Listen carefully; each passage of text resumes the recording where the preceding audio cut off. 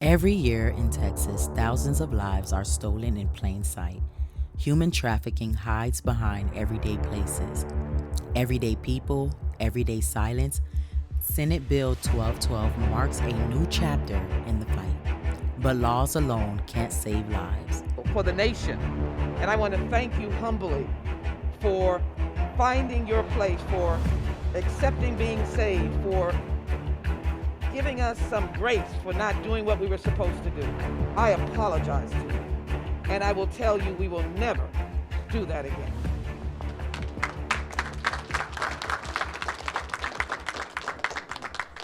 Survivors typically do not identify as victims of human trafficking. But what first initially brought me into this movement, unfortunately, was my family and I's own lived experience. When I was in high school, I was a junior in Katy ISD, had grown up in Houston and Katy, Texas my whole life, and I was first targeted and groomed at my high school. You've probably heard about human trafficking, but what does it include? Human trafficking is when someone, through force, fraud, or coercion, is made to engage in the commercial sex trade or labor services. Well, No Trafficking Zone was originally started as an initiative under an organization called Break the Cycle. The reason why was because we were breaking down human trafficking into markets, and we wanted to break those markets down into zones.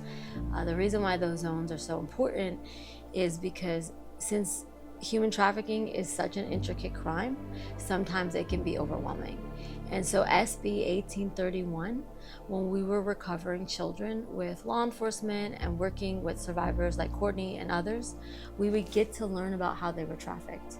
And a big part was schools, the intersection of schools, whether it was a former student that had graduated, or it was still peer-on-peer exploitation, it was a coach, it was a teacher, it was all of the above, gangs.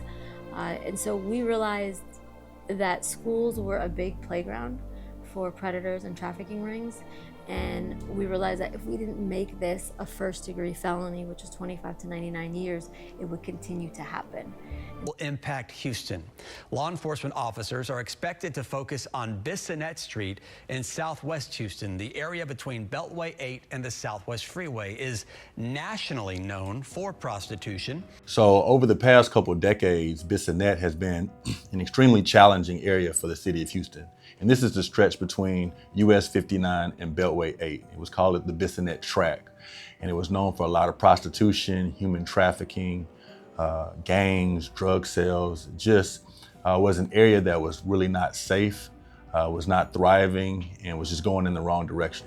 And people saw that area as a place that was easily accessible, whether from Beltway 8 or from US 59, to then get off of those exits, be in an area that did not have a lot of amenities and resources, and then utilize it as a place where we can put women out on the street to then have individuals come by to buy sex. And so that was the reputation and the trend, and it started to grow and grow and grow and became a place that was nationally known as a trafficking hub. But I wanted to change that. And so when I got elected 6 years ago, I knew I was coming into a situation where that was going to have to be a priority. I didn't know exactly what I was going to do, but I knew it was something that we had to attack. Being on the street, you gotta come with $900, and then from the weekend, you can't come back unless you have $1,500 a night. Well, we've seen a big difference in the past year since we kind of rearranged all our protocols to be more trauma-informed, which I say that, but now our mission is identify the problem, investigate, address it in a more victim-centered approach. For this crime, we are the #1 city in the country, and therefore, after multiple years in the life of human trafficking, which also commonly is referred to as the game, the life, I was trafficked throughout the country in the life for approximately 3 years. So Senate Bill 1212 is such a miracle from God that it passed unanimously at the Texas legislature. So No Trafficking Zone has helped champion multiple very important bills based on the testimonies of survivors like myself, advocates, NGOs, and also law enforcement and mothers who have lost their children to the crime of human trafficking, and that included Mary Wells, whose daughter Julia Wells was tragically killed in Dallas, Texas, in our great state of Texas. Her trafficker had not been convicted for previous victims that he had killed, and he in fact ended the life of this beautiful, precious girl who was autistic, on the spectrum, and she was killed right before her senior prom after being pushed out of a car going almost 90 miles an hour. And this tragically ended her life, but this was not the first of her traffickers' victims. So Mary Wells joined our president of No Trafficking Zone, my incredible advocate, Jacqueline Aludo. We all came together as a team to assess what are the gaps? Why are so many victims being re-victimized by traffickers who have already not only exploited but killed other children? Adult victims deserve just as much, focus, but children. So under the law, human trafficking is defined by force, fraud, and or coercion, but when you are under the age of 18, you do not have to prove force, fraud, or coercion as means to traffic somebody for illicit sex and or forced labor. So Senate Bill 1212 stemmed from these experiences by both parents of survivors and victims who lost their lives, such as Mary Wells and Julia Wells, but also with different advocates coming together, and myself and other survivor leaders who said we need greater penalties to be able to enforce in the laws in the state of Texas, because this crime too often has been high reward and low risk. But this is the fight of our time, to make certain that we are addressing this horrific crisis that affects everyone in this state and in this nation. It knows no limitations, the horrific work that these traffickers do.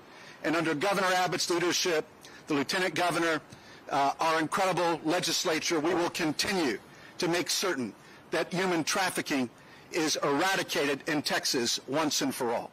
Thank you again, Governor. But I want them to know that human trafficking is happening. Texas is one of the #1 markets, and we're not going to stand for it.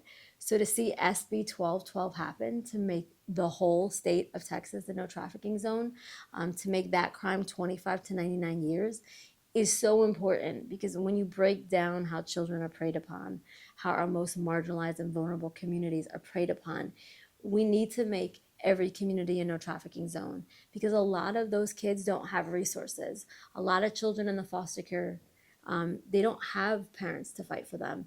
A lot of kids, youth aging out of foster care that become adults, they don't have a family to advocate for them. And so we need laws to be the advocates. We need judges to enforce those laws, because when you do that, it sends a message to all predators, to all organized crime, to all cartel networks. And it says, we are not going to tolerate this. And in the past, human trafficking is so lucrative, you could make $300,000 to $500,000 off of a victim. And it was a very slap on the wrist. It was a high reward, low risk crime. Now, it is a high risk crime that if you are a trafficker, you are going to get penalized. And so it's just, it's a dream come true. It's a dream come true in this environment, to have Republicans and Democrats come together to understand that this isn't about politics. This is about America. This is about every community. This is about every child and person, that no one should be enslaved. And so I'm very proud of the state of Texas and all the survivor leaders who were brave enough to come forward, and law enforcement to walk the halls with them and fight for this together.